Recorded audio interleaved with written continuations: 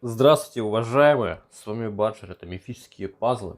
И сегодня у нас будет обзор на очередного героя древней Паралимпиады. Этот герой Адиана. Вот, тоже месяц назад я ее поймал.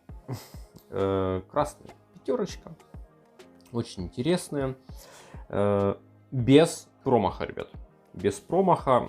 И на самом деле, да, это девчонка, которая, ну, не то чтобы без промаха, но не промах так точно. Вот, значит, по силе 829, стандартная сила для такого героя. По классу следопыт сумрачный ловчий.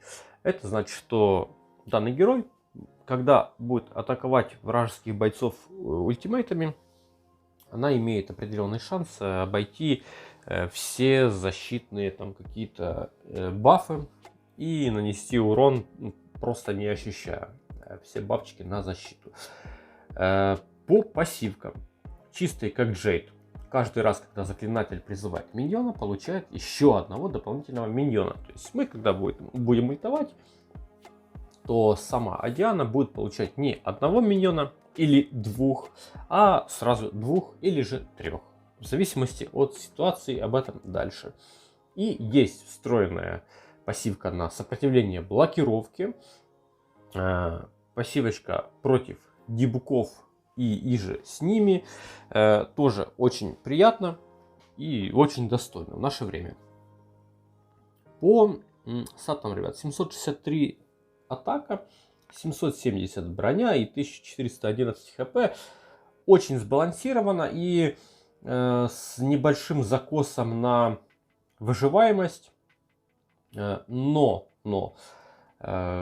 опять-таки, по эмблемам, наверное, чуть позже пройдемся, потому что она, опять-таки, своеобразный герой, как и почти все на Олимпиаде. Давайте по ее ультимейту. Охотничье искусство, скорость маны средняя, наносит 240% урона всем врагам, призывает миньонов с луком и стрелами для всех своих союзников, и эти миньоны наследуют 30% атаки заклинателя и 20% его здоровья. Каждый раз, когда миньон с луком и стрелами атакует, он вызывает у цели эффект кровотечения. В течение 2 ходов цель получает в общей сложности 140 единиц урона, то есть дот по 70 за ход. Каждый миньон с луком и стрелами наносит урон в размере 150% от атаки заклинателя двум случайным врагам каждые 3 хода. И если текущие очки здоровья заклинателя самые низкие среди всей команды, то ультимейт будет работать следующим образом. Призывает 2 миньонов с луком и стрелами для всех союзников, и атрибуты и эффекты этих миньонов одинаковые. И, соответственно, для себя она будет призывать не 2 миньона, а 3 миньона. Ребят, по-моему,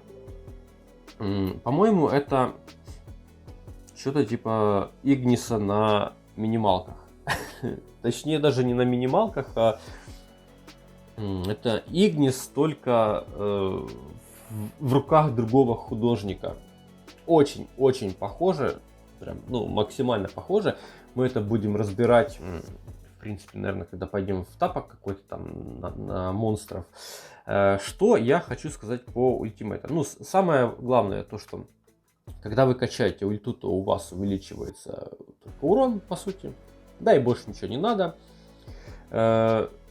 У нас по эмблемам, получается, хотелось бы качать, конечно же, атаку и здоровье.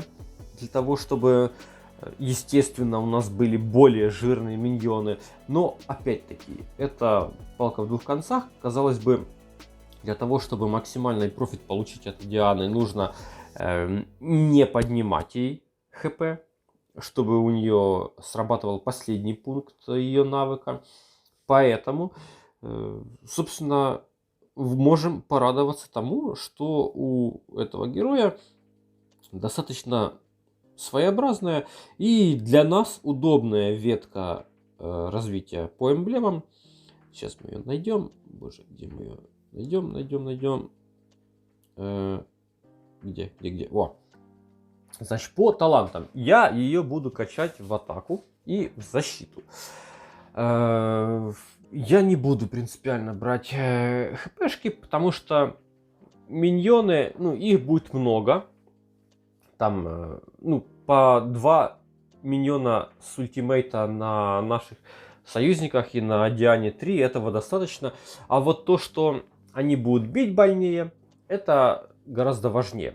Получается здесь такая ветка, что мы почти всегда сможем цеплять атаку. И только там очень-очень редко мы будем зацеплять непосредственно сами хитпоинты. В основном это будет или броня, или атака. Это прикольно для этого класса на самом деле. Вот только в конце там, да, немножечко хпшек здесь можно зацепить.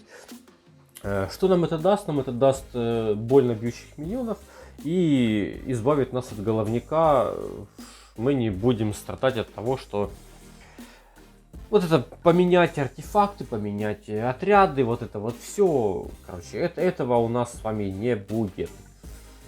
Давайте пойдем посмотрим, как она работает. Наверное, вот сюда пойдем. Оставим Игниса. Оставим Игниса и возьмем Адиану, потому что это два героя, которые очень и очень похожи. Ребят, настолько сильно похожи, что чуть ли не из одной семьи я бы их назвал. Так, берем вот эту подругу и пойдем тестить. Ну, короче, ничего менять не будем. Манку, ну давайте возьмем манку большую, чтобы может там побыстрее подзарядить. Все, поехали. Сейчас мы будем сравнивать этих двоих героев. На самом деле, ну понятно, что сейчас конкретно сравнивать на таком уровне прокачки особо нечего, но давайте посмотрим.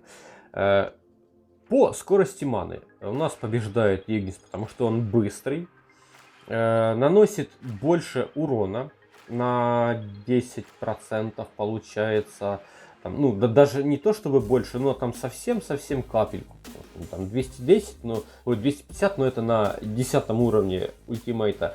У Адианы там 240 будет, и есть, короче, там плюс-минус то же самое будет по урону, если учитывая еще статы. По миньонам у Адианы миньоны получают 20% хп и 30% атаки. У Игниса миньончики получают чуть больше атаки, но чуть меньше хпшек. Ну, поэтому плюс-минус по живучести тоже, ну, туда-сюда одно и то же.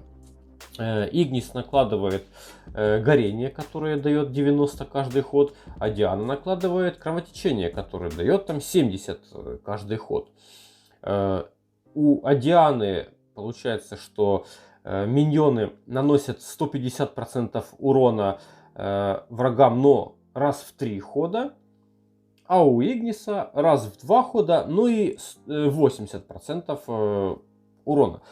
Если так прикинуть, то получается, ну у них даже пассивки, видите, там плюс-минус одинаковые, вот эти врожденные сопротивления, немоте. Короче, если так прикинуть, то получается по совокупности факторов, ну, Адиана это как такой, ну, Игнис, только с другой точки зрения. Вот так у нее происходит ультимейт. У нее меньше всего сейчас хп. Она сразу с одной ульты с 9 камней накидывает на наших союзников по 2 миньона. На себя 3 миньона, как вы видите. Эти миньоны будут сейчас тыкать с руки, во-первых. Навешивать кровотечение. А потом еще раз в 3 хода они будут больно лупить. Причем, ну, нужно же понимать, что конкретно сейчас они, может быть, и не так больно будут это делать, потому что герой не качанный и миньоны, они потом, со временем, они будут явно не по 219 хп, они будут немного жирнее, и плюс ко всему они будут и бить больнее. Вот. Если так посмотреть, то, ну, давайте мы вот так вот сделаем. Сейчас посмотрим, поскольку вот на данном этапе ее миньончики бьют. Вот, что-то по 30, по 40. То есть, когда мы полностью ее прокачаем, то, возможно, она там будет, ну, 50-70 хп каждый миньон будет наносить. А если мы прикинем, что у нас 15 миньонов будет на нас. Ну, она там просто дважды ультанула, на нас уже целая куча миньонов. И это, ну, на самом деле, и хороший щит для нас. То есть лишних там будет там до 1000 хитпоинтов, наверное, мне так кажется, когда она будет на фулл прокачке, на фулл эмках. И плюс к этому тыкают достаточно больно самими миньончиками. Плюс кровотечение, которое тоже увеличивается после того, как мы будем эмками прокачивать этого героя. Ну и, собственно, когда мы имеем full стак миньонов, то враги будут потом разваливаться вот, ну, вот таким вот образом. Это плюс-минус то же самое, что и у Игниса, только у него чуть-чуть под другим соусом. Но сама суть в том, что это герой немножко другой, с очень похожей механикой, прям чертовски похожей механикой. И, как ни странно, но такой же профитный. Я не ожидал, что это скажу, но да, это герой, который меня немножечко удивило. Вообще, и прошлый обзор на Фидипида, он немножко меня удивил, данный герой. Вообще, если условия выполняются, вот эти интересные олимпийские, то на самом деле достаточно интересные герои у нас выходят по факту. Поэтому давайте прикинем, где Диану можно использовать. На самом деле, точно там же, где и самого Игниса. Игнис герой универсальный, абсолютно. У меня он стоит в команде обороны. Я его постоянно беру в команду атаки. Это прикольный герой, который помогает очень легко и непринужденно проходить карту, даже самые тяжелые этапы. Нам нужно просто его зарядить там пару раз, дальше он сам там в соло разбирает всех мобов, ну, типа проходить карту, снимать, но удовольствие. А Диана тоже самое. Ее место в команде защиты, я думаю, скорее в углу. Желательно с артефактом, который дает реген маны каждый ход. Желательно, чтобы на плече были еще какие-то герои, которые разгоняют набор маны сам по себе. На плече тоже можно, но все-таки, мне кажется, она в уголке будет хорошо себя чувствовать. Она будет бить достаточно больно. 240 по всем врагам под срезом брони, это достаточно больно. Но самый прикол, конечно, это в том, что она потом будет своими миньонами просто разваливать вражеских персонажей. И это очень круто. Поэтому команда обороны, да. Проходить карту, да. Всякие ивенты, ну, возможно где-то на башне, но я бы сказал, больше нет. На турнирах без отхила однозначно да, возможно даже там в центр обороны ее поставить, брони у нее будет достаточно много. В атаке на войнах точно да. Если вы играете ну, не классическим там 3-1-1 или 3-2 или 4-1, если вы играете более разнообразно и соперник там имеет определенных героев, которые позволяют вам позаряжаться, то ну, это по кайфу. Это точно так же, как в команде с тем же Игнисом, с теми же драконами. Это больше такой фановый, размеренный геймплей, где вы получаете удовольствие. Вот, она это удовольствие тоже вам предоставит, потому что герой реально универсальный. Если подходить к итогам, то ну, это, наверное, знаете, даже восьмерка. Ребят, восьмерка. Такая крепкая. Возможно, конечно, если бы был здесь высокий набор маны, она бы была там еще чуть получше, поудобнее, покомфортнее в геймплее. Но, в принципе, если так сейчас прикинуть, то ее вот все факторы, ее ультимейт, ее статы, ее навыки, пассивки, оно все на выхлопе дает достаточно сбалансированного, универсального героя, которого можно вообще везде засунуть, и он будет там хорошо себя вполне чувствовать и давать вам положительный опыт игры и положительные эмоции. Поэтому, ну, для меня это восьмерка. Это Игнис тот же, только чуть-чуть с другой стороны, под другой парадигмой, что называется. Но у кого этот герой есть, я вас поздравляю. Это очень-очень достойный, крутой персонаж. Пользуйтесь им почаще.